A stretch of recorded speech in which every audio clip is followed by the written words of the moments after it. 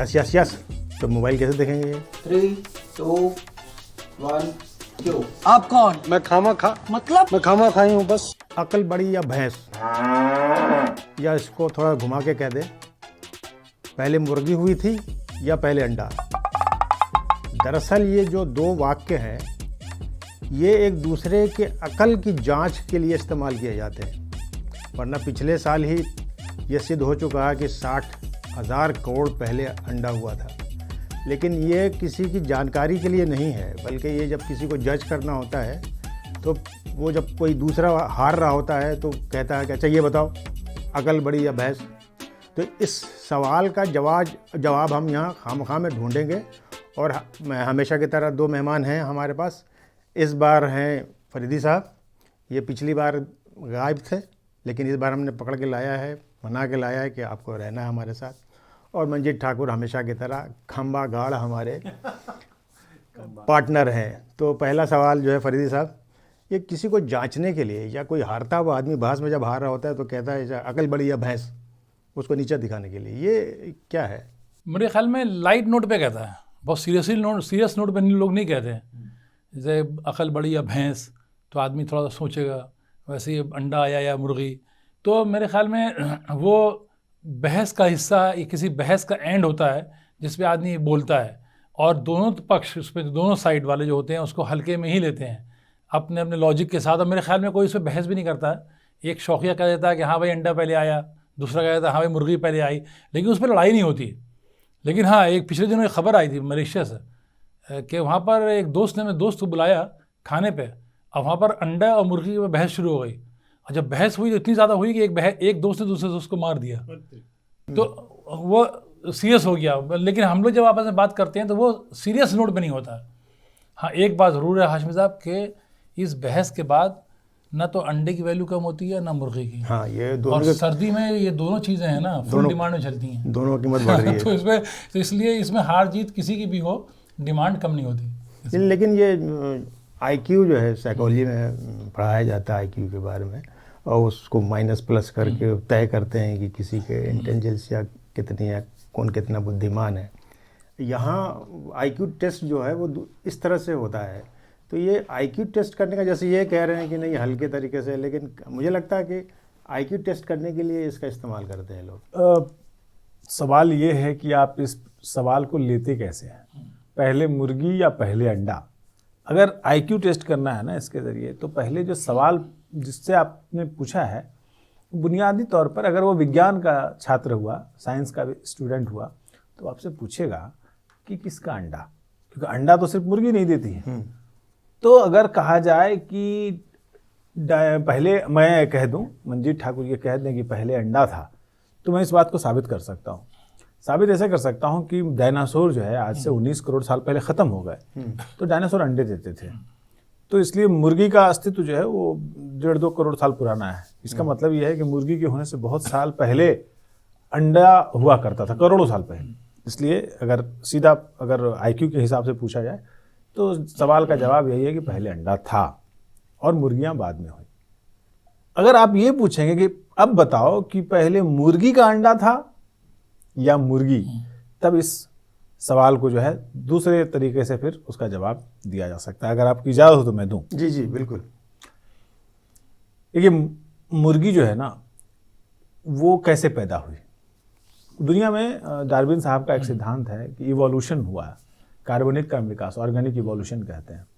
तो जंगल फॉल नाम का एक मुर्गा होता है, मुर्गा जो भी आप कह लें, उसका जो डीएनए है वो 70% मुर्गियों में पाया जाता है, मतलब उसी के डीएनए से मुर्गियां हैं।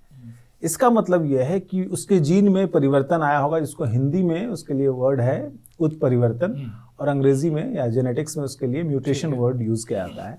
तो पहला एक जो है ना उस मुर्गे ने, जिसके अंडा जो दिया हुआ, क्योंकि मुर्गी ने, माफ कीजिएगा, मुर्गे ने नहीं, मुर्गी ने, जंगल फॉल प्रजाति की मुर्गी ने जो पहला अंडा दिया होगा, जिसके से जंगल फॉल पैदा होता, बट उसमें एक म्यूटेशन उसके भ्रूण में, एम्ब्रियो में हो गया, जिसकी वजह से मुर्गियां पैदा हुई। तो इस हिसाब से कहा जाए कि जो पहला प्रोटो चिकन पैदा हुआ, वो अंडा जो था वो पहले अंडा था, फिर मुर्गी हुई।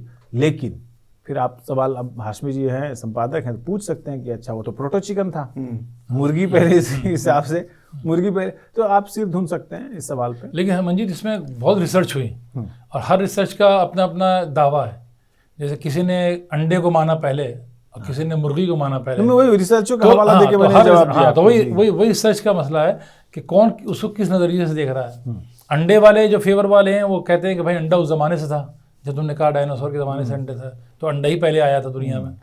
अब चिकन के जैसे लॉजिक तुमने दिया कि वो चिकन का है, तो ये कि आज भी हम एक सेक्शन दावा करता है कि ऐसा जवाब मिल गया, लेकिन जब आप देखिएगा तो दोनों सेक्शन आज भी उसी बहस में लटके हुए हैं। पहले कौन आया। लेकिन 2023 में आ चुका है कि 60,000 करोड़ पहले अंडा आया था, तो वो कहते हैं कि भाई ये बहस अब खत्म हो गई, रिसर्च आ चुका है ये। लेकिन बहस तो गांव में जो आदमी बहस कर रहा है, जो कह रहा है कि पहले बात के सिरे को पकड़ने के लिए कि पहले मुर्गी था या पहले अंडा था, ये बताओ, क्योंकि बात का सिरा पकड़ना है किसी चीज़ का, तब तो फिर वही बात आके अटक जाती है। जो कि जिनको आप तर्क से नहीं संभाल पाएंगे, जिनको वो ऐसे सवाल पूछ सकते हैं।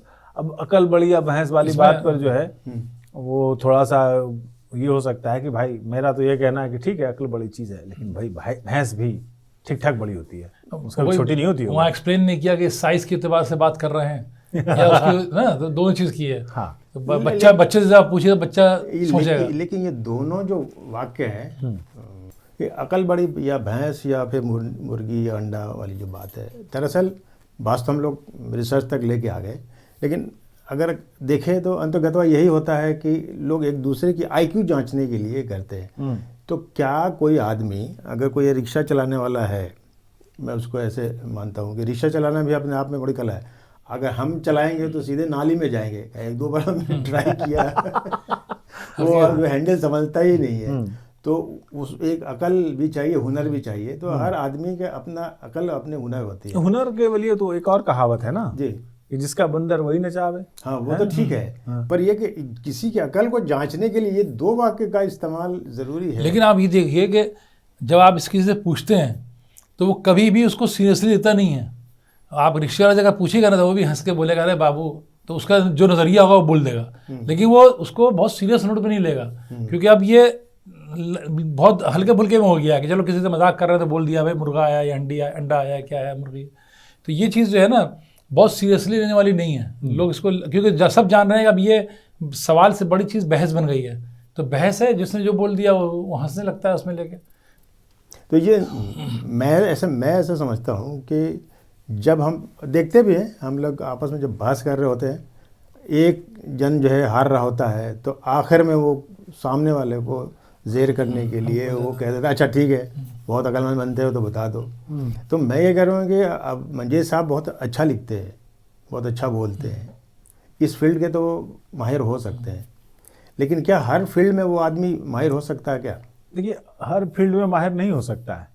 हर आदमी का अपना अपना एक विशेषज्ञता वाला फील्ड होता है। तो किसी को अक्लमंदी का इस तरह से जांचना, देखिए अक्लमंदी वाले में जो कहावत है ना, उसमें मुझे एक चीज़ लगती है कि आपने उसमें भैंस का नाम लिया, आप उसमें ये नहीं कहा, भैंसा नहीं कहा आपने, कि भैंसा आपकी सारी अकल निकाल देगा, वो होता है तगड़ा, फिर उसके आगे आपकी अकल मारी जाएगी।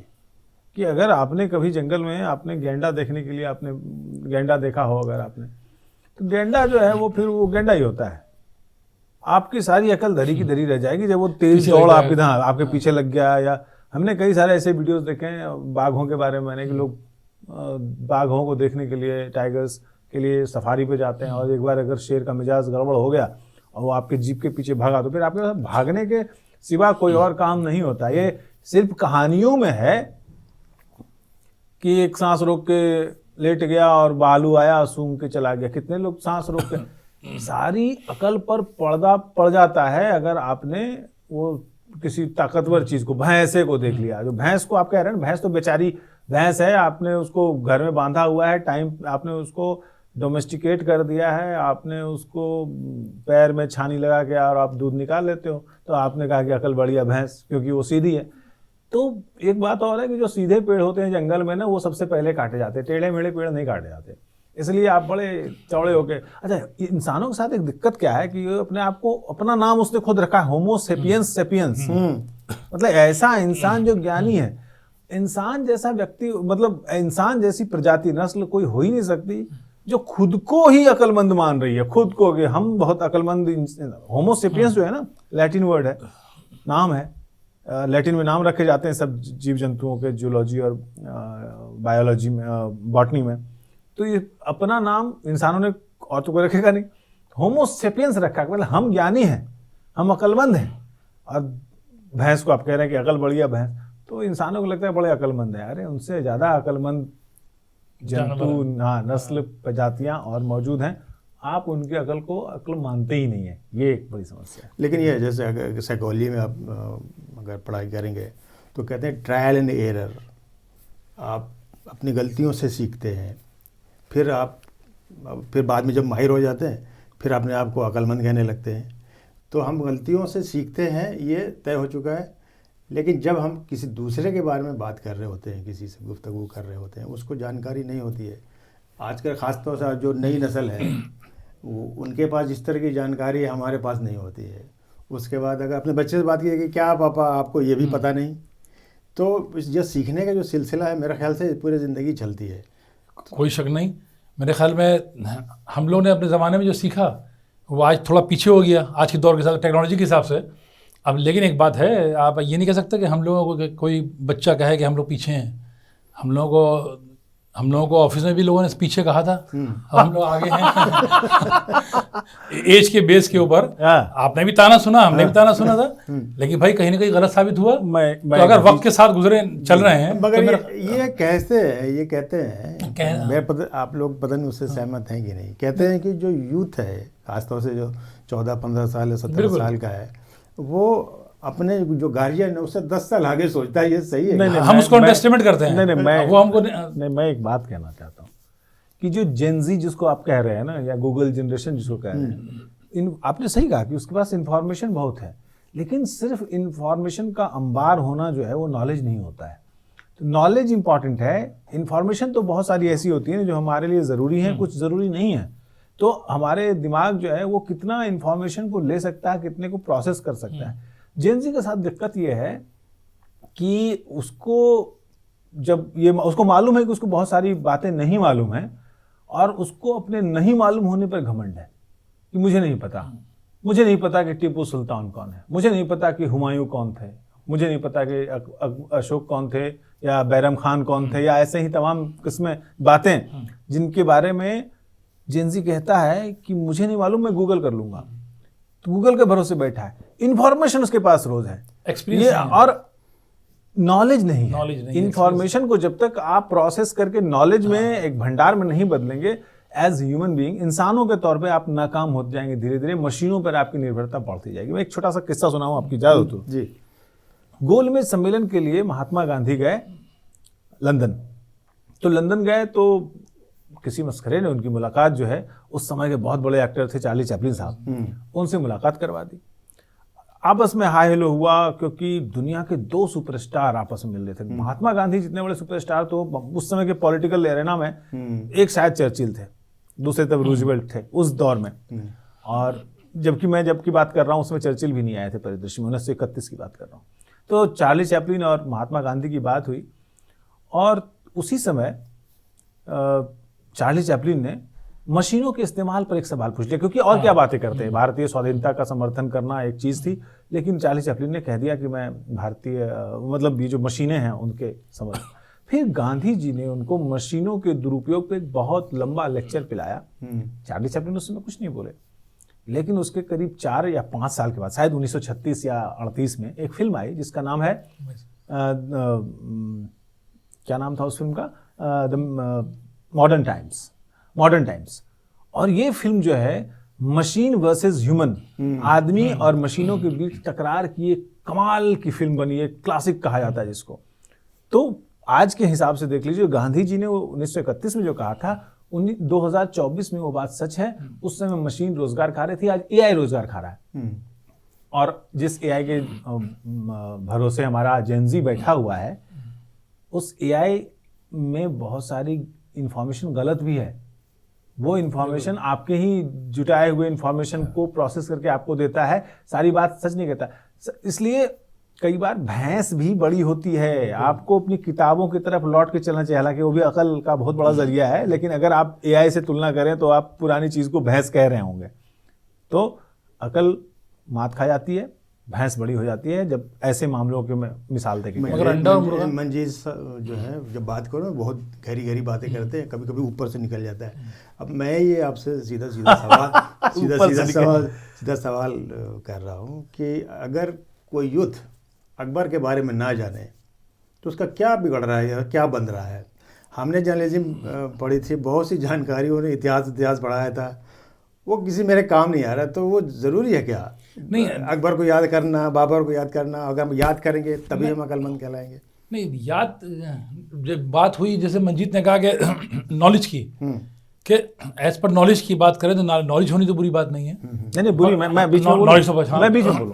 मैं इस बात को, चूंकि आप बात के सेंस को पकड़ने की बजाय उसका टेंस पकड़ रहे हैं। अच्छा, ठीक। आप शब्दार्थ पकड़ रहे हैं, भावार्थ नहीं पकड़ रहे हैं। मैं ये नहीं कह रहा हूं कि देखिए नॉलेज की 4 फेजेज होते हैं। एक बार फिर से मैं बता रहा हूं, 4 फेज होते हैं। पहला होता है कि आप जो जानते हैं, आप जानते हैं कि आप क्या जानते हैं, आप जानते हैं कि आप क्या जानते हैं। दूसरा फेज है कि आप नहीं जानते हैं कि आप क्या जानते हैं। जो आप जानते हैं उसके बारे में आपको पता नहीं, क्योंकि आपकी बहुत सारी चीजें आपकी मेमोरी में तुरंत इस्तेमाल करने लायक नहीं होती।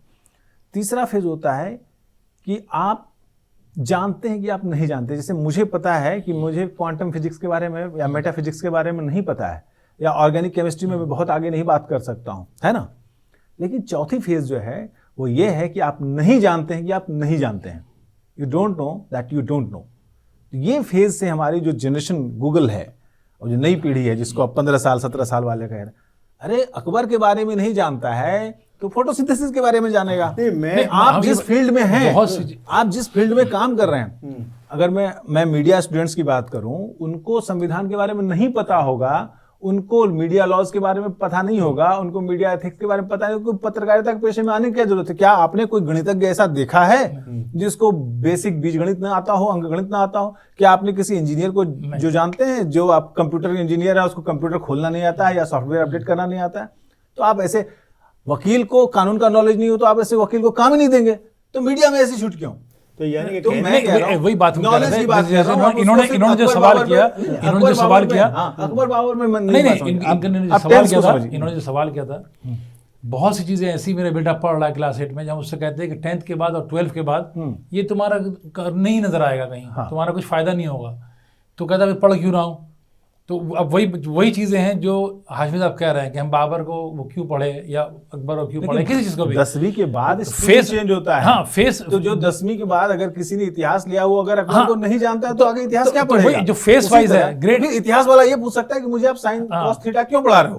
तो वही वो फेस जो है, जिस फेस में से जो चीज सीखनी है वो सीखनी है, तो वो एक फेस आएगा। ये सर अगर छोटी हल्की भाषा में कहें तो आप अगर पैंट के नीचे चड्डी नहीं पहनेंगे तो दुर्घटना की आशंका बढ़ जाएगी। ये पैंट के नीचे चड्डी है 10वीं तक, सारा क्लास, सारा कुछ नॉलेज होना। और जर्नलिज्म के बारे में तो बुनियादी बात यही है, you must know everything about something and something about everything. आपको हर चीज के बारे में थोड़ा थोड़ा नॉलेज होना चाहिए और कुछ चीजों के बारे में सब कुछ पता होना चाहिए, तभी आप जर्नलिस्ट बन पाएंगे। जो मीडिया वाले हैं उनके लिए कह रहा हूँ। पत्रकार हैं इसलिए पत्रकारिता पे ज़्यादा जोर दे रहे हैं, लेकिन अब जैसे आपके परिवार में भी, आपके भी परिवार में भी डॉक्टर भी होंगे, इंजीनियर भी होंगे, उनको तो मेरे ख्याल से अगर अभी जाके पूछ लीजिएगा, कोई परिवार में डॉक्टर होगा, उसे पूछिएगा स्पीकर कौन है, तो शायद ही बता पाए। हाँ, तो ये तो सजग सिटीजन होने का नुकसान है ना, कि आपको नहीं पता कि आपका लोकसभा स्पीकर कौन है। तो ये तो आपके व्यक्तित्व की खामी है। असल में अब लोगों की जो इंटरेस्ट है ना, वो लिमिटेड हो गई, उसको जरूरत और टाइम भी नहीं है। टाइम नहीं, लेकिन मैं नहीं कह रहा हूँ, मैं ये नहीं कह रहा हूँ कि एक डॉक्टर जो है, ये सर्जन जो है, उसको लोकसभा स्पीकर और जानकारी, लेकिन उसको अगर वो सर्जन है तो उसको सही से नस्तर लगाना तो आना चाहिए ना, कि नहीं आना चाहिए? अब तुम लोग जैसे कोई पिक्चरें देखते हो, तुम लोग जैसे कोई पिक्चर्स देखते हो बहुत सारी, है ना, तो जब तुम उसको डिस्कस करते हो तो हम लोग कहते हैं यार हमको मालूम नहीं कौन सी है। तो वही इंटरेस्ट के ऊपर हो गया ना। मेरा अब बहुत मशहूर फिल्म है ये वाली। नहीं, लेकिन मैं ये नहीं कह रहा हूँ कि हर आदमी को हर चीज के बारे, संस्कृत के श्लोकों के बारे में या वेदों के बारे में पता होना, ऐसा नहीं है। मैं कह रहा हूं कि अगर आप इंजीनियर हैं तो इंजीनियरिंग की बेसिक्स आपको पता होने चाहिए। डॉक्टर हैं तो डॉक्टरी आना चाहिए। व्हाट्सएप यूनिवर्सिटी के जरिए आप अपना नॉलेज ना बढ़ाएं। और अगर जर्नलिस्ट है तो आपको बहुत कुछ आना चाहिए। बिल्कुल, मैं वही फिर तो आपको ऑलराउंडर होना चाहिए। अगर मैं खबर लिख रहा हूं और मुझे ये नहीं पता है मैं एक छोटा सा एक इंटरेस्टिंग किस्सा बता रहा हूँ। मेरे पूर्व संस्थान में, नाम नहीं लूंगा, मैं रुसवा नहीं करना चाहता हूँ भरी महफिल में। एक बहुत अच्छी एंकर थी, खूबसूरत सी। तो हबीब तनवीर साहब, जो कि दर्शक अगर हबीब तनवीर को नहीं जानते तो बता दूं कि बहुत बड़े नाटककार रहे हैं, और उन्होंने जो छत्तीसगढ़ खास तौर पे उसकी लोक संस्कृति, लोक संस्कृति को मंचों पर, थिएटर पे लेके आए, बहुत बड़ा नाम। मतलब लोग उनका नाम कान पकड़ के ऐसे करके लेते हैं कि गुस्ताखी ना हो जाए। तो उनका निधन हो गया। अब एंकर को शो करना था उस पर, तो एंकर ने कहा देखिए बाल काट के भी लोग कितने महान हो जाते हैं कि उन पर हमको आधा घंटा का शो करना पड़ रहा है। अब जिस पत्रकार को जावेद हबीब और हबीब तनवीर के बीच में अंतर नहीं पता है, तो उनको इस फील्ड में नहीं आना चाहिए, ये मैं कह रहा था जी। जैसे एक एंकर का किस्सा तुम और सुन लो कि एक एंकर बैठ के बात कर रही थी, कहीं पर आतंकवादी हमला हो गया था, तो उसने रिपोर्टर से पूछा कि जहाँ से हाइड आउट से जो मैगजीन निकले हैं वो कौन से हैं, फिल्मी या स्पोर्ट्स के? ये सही था। ये नॉलेज की जो है ये कि आप जिस कुर्सी पे बैठे हुए हैं, अगर आप ऐसे जर्नलिस्ट बैठे हुए तो आपको तो बहुत चीज़ों को मालूमात होनी चाहिए इसके बारे में। नहीं, बट असल में एक दिक्कत भी है, गुस्ताखी माफ, मेरे दोस्त लोग बहुत सारे जो एंकर हैं, मतलब पत्रकार नहीं है, मैं बहुत सारे ऐसे पत्रकार एंकर्स को जानता हूं जो बहुत नॉलेज रखते हैं और बहुत ही उनके शो उनके नाम पे चलते हैं, उन सबका बहुत आदर और सम्मान। लेकिन कुछ एंकर ऐसे भी हैं जो 4 घंटे जिम में बिताते हैं, तो उनको पढ़ने का वक्त कहाँ से मिलेगा? जिम में जाना ज़्यादा ज़रूरी है उनके लिए ना, तो फिर कैसे होगा काम? बात जब हो रही थी हाशमी साहब, शुरू हुई थी अंडे से मुर्गी से, तो आप रोशनी डालिए कि आप इन दोनों चीज़ों को किस नज़रिए से देखते हैं? नहीं, मैं चूँकि कई बार मैं इस चूँकि खामखा में इस बहस को लाना इसलिए भी ज़रूरी था कि लोग जज करने लगते हैं किसी को, या फिर हारता हुआ अपने आप को, सामने वाले को देखते हैं और वो खुद सोचते हैं कि मैं बहुत ज़्यादा अक्लमंद हूँ, मैं ज़्यादा जानकारी है हमारे पास, हम पत्रकार हैं तो हमारे पास ज़्यादा जानकारी होगी। ये पत्रकारों को मुगलता रहता है, पत्रकारों को ये मुगलता रहता है। तो ऐसी बात जब किसी से हो रही थी तो उसने सवाल कर दिया, अच्छा बहुत आप जानकार हैं तो बता दीजिए आप कि पहले मुर्गी हुई थी या अंडा, या आप यही बता दीजिए कि अकल बड़ी या भैंस। तो इसलिए मैंने सोचा कि आज फैसला हो ही जाए। तो आप अच्छा एक चीज़ और बताइए, आपको अंडा अच्छा लगता है मुर्गी? या भाई फ्री में जो मिल जाए। देखिए मेरे ख्याल तो से इसमें जब तक मुर्गी पकती है तब तक अंडा आ सकता है, मतलब तब तक आप नाश्ते में अंडा खाएं और डिनर और लंच। अच्छा, हम लोग इस बहस में खाएं जायके के और इसके बहस में एक चीज़ भूल गए कि अंडा और मुर्गी ये लखपति बनने की कुंजी भी हैं, चाबी भी हैं। बिल गेट्स ने अंडे बंटवाए थे कि मुर्गी पालन जो होगा, मुर्गी पालिए उससे खुशहाली आएगी।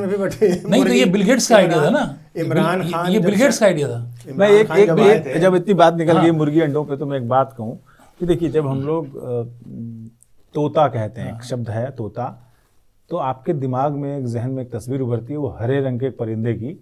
कौवा कहते हैं तो काला रंग का एक पक्षी आपके दिमाग में आता है। मोर कहते हैं खूबसूरत पंखों वाला एक चिड़िया आपको दिखती है।